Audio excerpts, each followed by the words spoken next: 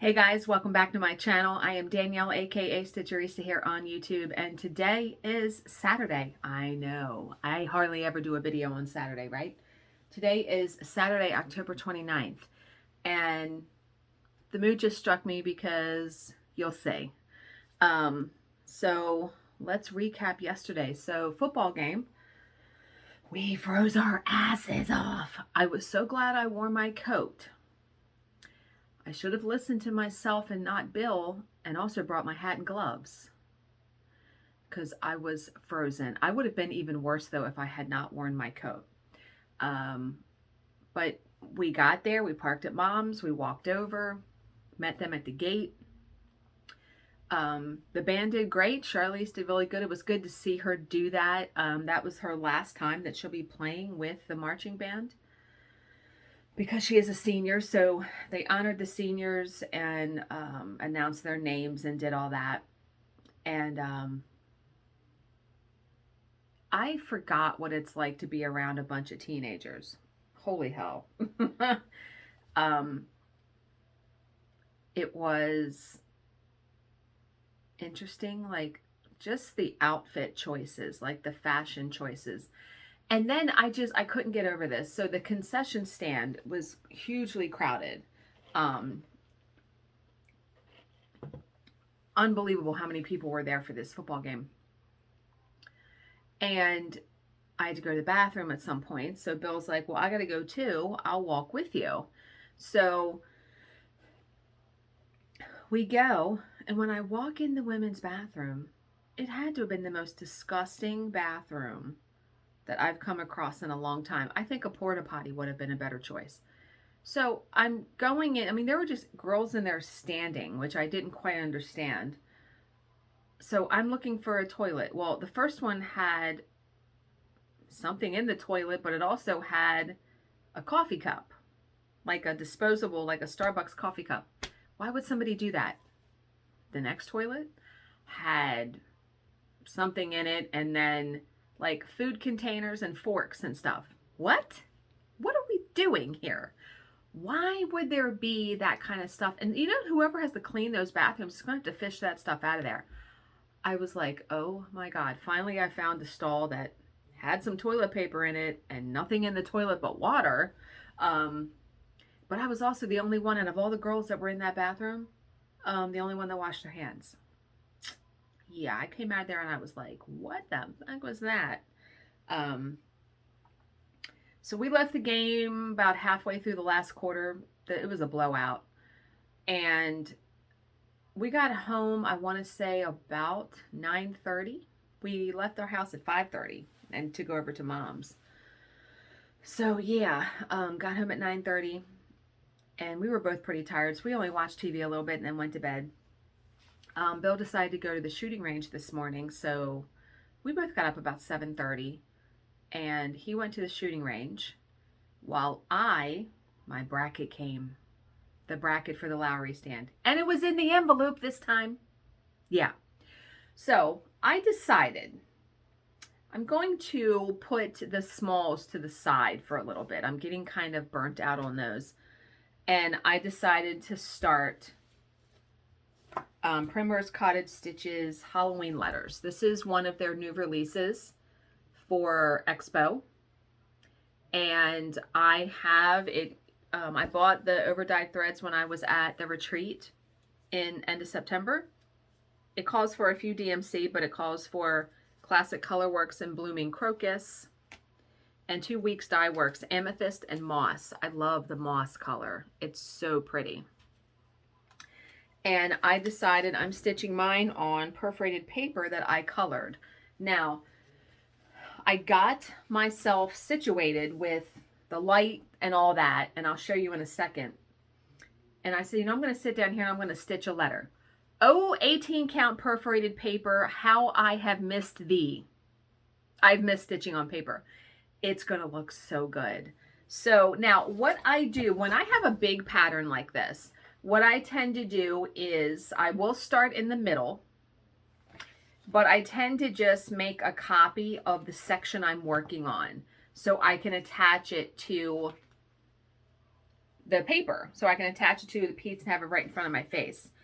And what I did with this one is I put the perforated paper on mini stretcher bars so I can use my Lowry stand. So I'm going to flip you guys around and show you what I did with the bracket, how the light's on it, all of that. Oh, you know what, before I do that, I just want to address something that I've gotten a bunch of comments here recently that people miss my diamond painting videos. And I understand. I understand because a bunch of my subscribers came from diamond painting.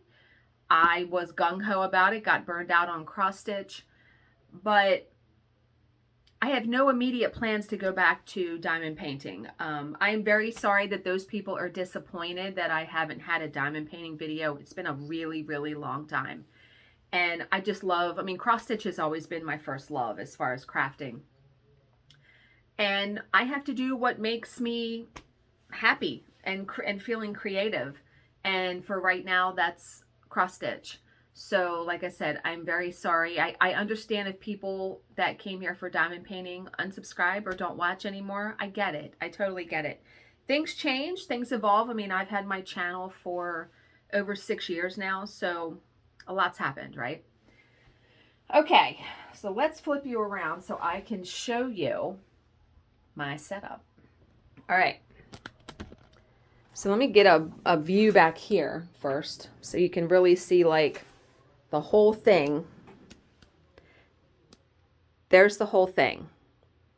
What happens is I will flip this obviously over here when I'm sitting in the chair. And there's where like I have my floss, the Ort container, all of that.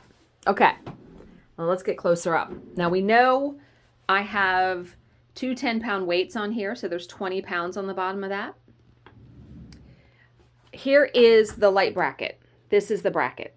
Now, someone had said, and I forget, that they didn't think it would be possible to have it on the top. Well, here it is on the top. I wanted it facing out that way because I wanted the light further away from me.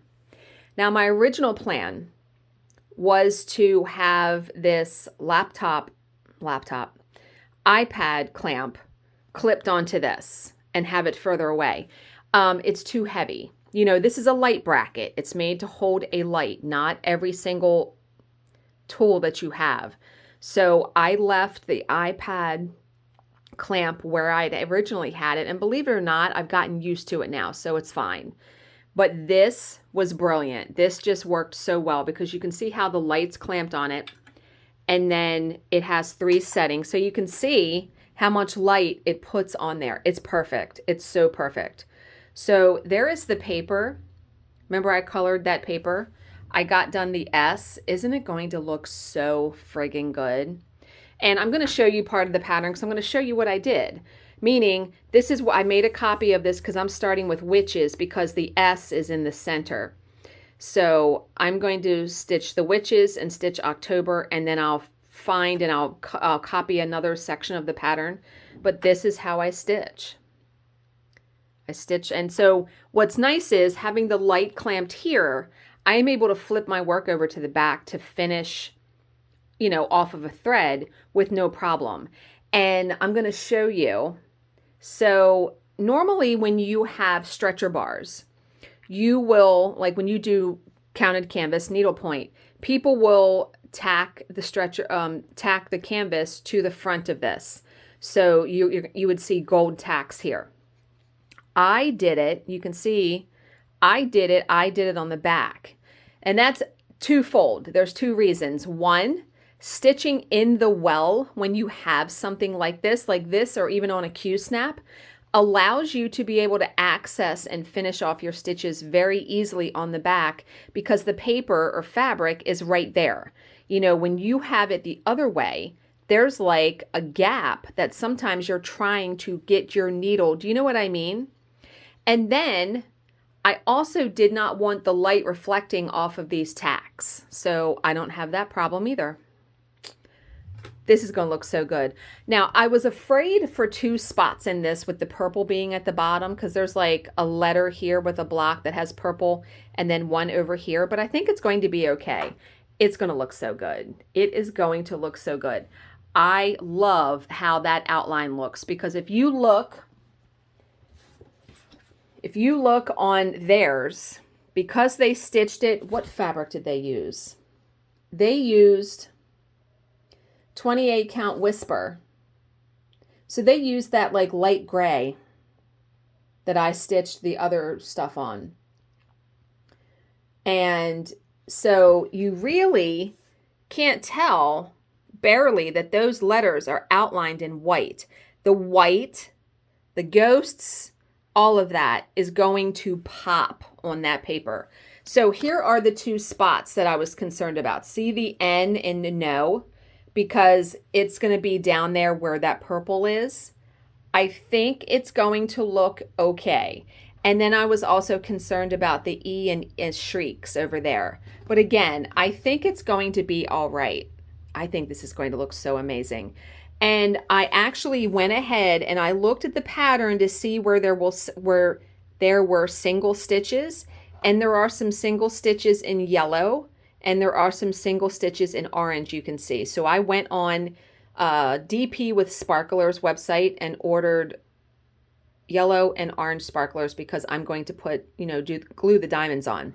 I already have the green. See the cauldron? There's a bunch of single stitches in that.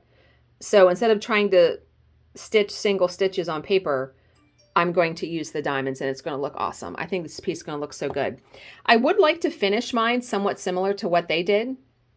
I love how they did the frame, and then they probably covered mat board with fabric and put it in there, and then did it again, and then had rickrack, and then this, and then the bow. I will do something similar, just using scrapbook paper for sure. And yeah, I really, and what I may do, I just realized I could do this. I have, instead of having to worry about gluing or finding purple rickrack, all I need to do is I have purple scrapbook paper like cardstock, and I have the decorative rotary cutter. I just need to cut out and have it'll look like that. I have a rotary cutter that looks like that edge. I'm full of brilliant ideas. And then I like the two bows and the little orange button covered, looks like a fabric covered button. Yeah, I actually really love this, the way they finished it. So that is my plan. I enjoy stitching on something that is not like a teeny tiny small, and I love that paper. I did such a good job with coloring that paper. It is literally such a process to color the paper and get it the way that you want it. At least for me it is. So, but yeah, I think that paper turned out really good. So yeah, I'm going to stitch. Bill's outside in the shed doing stuff. We went to Costco when he got back from the shooting range. So we're going to have hamburger helper for dinner, watch some of our shows, have a low-key night in. And that's it. So I hope you guys have a good rest of your Saturday and a good rest of your weekend. As always, if you have any questions, please leave them in the comments section below. Oh, another comment that I wanted to address, and I'm sorry, I'm just thinking of this now. McKenna, Stitching in Sequence, had commented on my video where I was like just a raving lunatic about finishing. And she said, your sweet spot is really finishing with paper. And she said, plus no one else is doing it that way. And that's what really hit me, because I am someone, and I think we all are, we all like to feel like we forge our own path with our craft, because I know I don't want to do everything like everyone else is doing. And she's right. No one else is really coloring the paper like I am and finishing with the paper. So I will stitch on fabric when I feel it suits it. If, because I'm limited on paper size. Paper size is only 9 by 12. So if there's something bigger than that, then I'll be stitching on fabric. Or if I can't get the color of the paper right, because that has happened too. So I'll take it project by project for sure. And I looked at the size of that Kathy Barrick Wildflowers piece. It will fit on a piece of 9 by 12 paper, 18 count. It is 7 and 7/8 by 11 and a half, meaning it is going to take up the whole piece of paper. There's only going to be a 1/4 inch on the top and the bottom. So what would happen if I clamped that to stretcher bars? When I get down to the top or the bottom, I'll have to take it off the stretcher bars to be able to finish the stitching, because I literally will be right up to the top of the paper almost. But with paper, you can do that because there's no unraveling. I cut it pretty close to my stitches anyway, so I would probably be cutting it that way. I just really need to make sure I am precise with starting in the middle, because you don't want to mess that up. And I will be so excited to color a piece of paper in shades of like red and orange. That's what my thought process is, to kind of have it look like fire maybe. I have all the sprays, so I can definitely do that, and that would be very, very exciting. And I could use that a piece of fabric I bought for something else. But yeah, it's exciting for sure. So I'm hoping on Monday I will have more to show you on this project, because I'm going to stitch right now as soon as I get this video up. And then tomorrow night I'll be able to stitch more when Bill goes to bed, because I'm off on Monday. We never got a job for Halloween, so yeah. I may even do a stitch with me. I was thinking about that because I have a true crime story I like to read every Halloween. So I may do a stitch with me and show you, as I'm stitching on this piece. We'll see.